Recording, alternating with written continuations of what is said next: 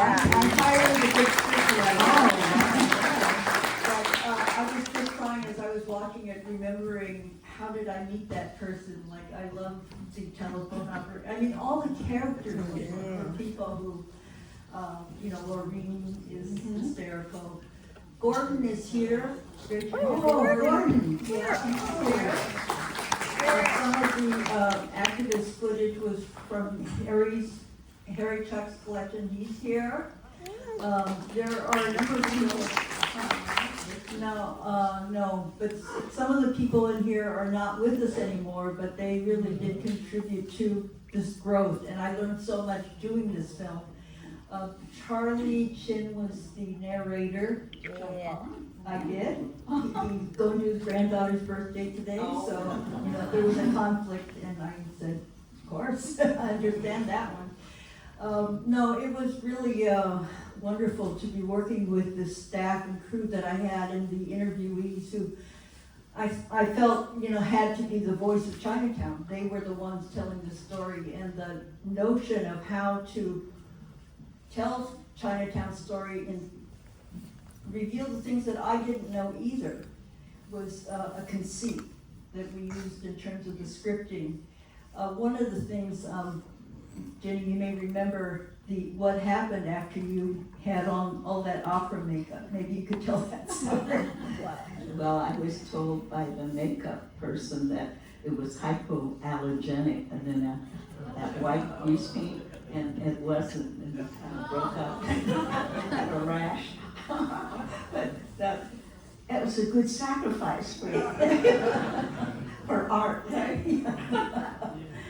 But those moments, when you see her poetry within the context of the film, it really helped the movement of it and offered that poetic sensibility that I was seeking, to tell you the facts, but also have some laughs in there. I mean, the tap dancing mahjong ladies, the bowlers.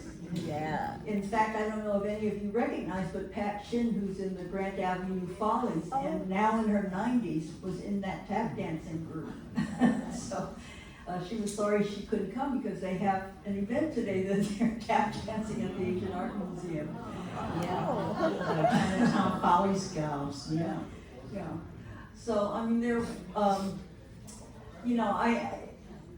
it was a wonderful opportunity to try to tell quite a huge story, but I think that it really shows the resilience and the inventiveness and just the sheer will of the Chinese people to maintain Chinatown, even as it's going through its still changes, and even though we really are living in very challenging times, I have no fear that the strength of this community will always fight those who try to take away who we are. And that was the whole point of, I think, our work, is to give voice to a community that was always quite invisible to outsiders, and then to reveal ourselves through Genny's poetry and her work, certainly through the films that I've made. It's just to show our common humanity, our common universal values.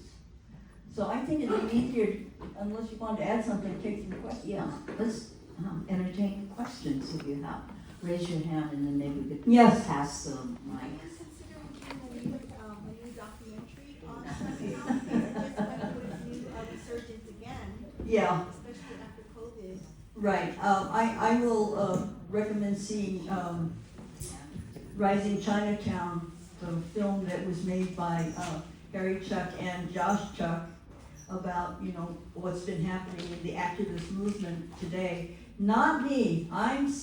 I'm happy not to have to raise money for a film again. I've done my part. I'm passing the baton to whoever wants to grab it. But yeah, there's plenty of room to talk about all that's going on now, for sure.